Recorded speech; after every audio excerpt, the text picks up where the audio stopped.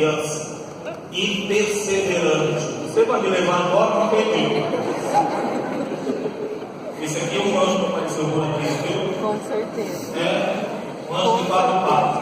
No encerramento do Cerro de Jericó, lá na hora da consagração, ele ficou todo o tempo nos pés de Nossa Senhora, quem estava lá viu. Na hora da consagração, ele ficou do meu lado, deitou do meu lado, e quando acabou a consagração da Eucaristia, ele se levantou e saiu. Por incrível que pareça. Olha, minha gente, que hoje nós aprendamos com Jesus este relacionamento de amor. Larga!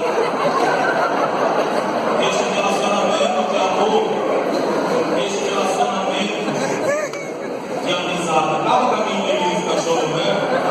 Eu ia fechar agora no chasque. Que a gente aprenda com relacionamento de amor para com Deus. E unidos com o Papa Francisco nessa semana, que a gente redescubra a alegria, a beleza. Como é bonito de novo voltar a ter esse relacionamento com Deus, de Pai e Filhos. Amém?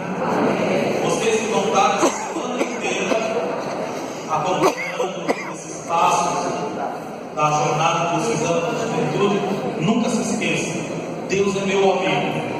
Eu não preciso ter medo de me relacionar com Ele, independente de como está vivendo, que eu estou vivendo a minha vida, independente dos meus pecados, independente daquilo que esteja acontecendo comigo.